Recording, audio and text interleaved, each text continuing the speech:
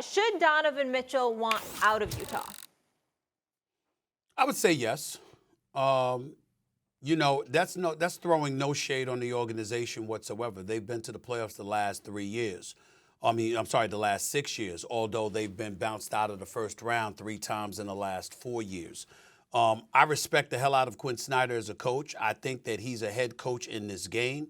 I think that he will easily get another head coaching job whenever he sees fit to do that, assuming that, he's interested in coming back immediately as opposed to taking a break. But in speaking about Donovan Mitchell wanting out of Utah, I just think that you have to look at certain markets and the ability to attract free agents. I don't assume that Utah is one of them.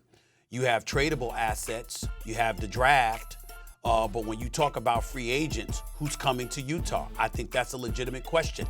And C.J. McCollum and can definitely relate to where to the fact that I'm coming from this position, because in the interest of full disclosure, C.J. McCollum will tell you, I spent years, and I said it to him a few times directly, I always believed that him and Damian Lillard should part ways because I thought that both of them were big-time players, but together you may not necessarily win the chip, so you use one of them to get other assets to pair with the other. But I always respect them and revere them as great, great talents. But nevertheless, I felt like they were always going to be stuck with one another in Portland, and Portland was never going to be able to attract really big-time free agents. And the same is applicable to the Utah Jazz. I just think that you don't have anybody coming to Utah, and I think that we've all heard the noise about the relationship with Donovan Mitchell and Rudy Gobert, and how Donovan Mitchell didn't necessarily want to be there, even though he signed a contract extension to make sure he got his money. He wasn't long for that place. I don't know. The only other thing that I would add is this. Dwyane Wade is a person to think about here. We know that he doesn't have a majority stake in ownership or anything like that. But the reason why I bring up Dwyane Wade, he's a future Hall of Famer. We all know what he brought to the table. He's highly respected and revered in NBA circles.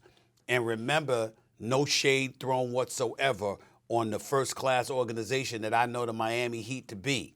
But it is safe to say that Dwyane Wade wasn't always pleased with how things went down there as far as he was concerned. And so when you have a player the caliber of a Donovan Mitchell, if he has any kind of similar feelings, somebody that can relate to that is Dwyane Wade.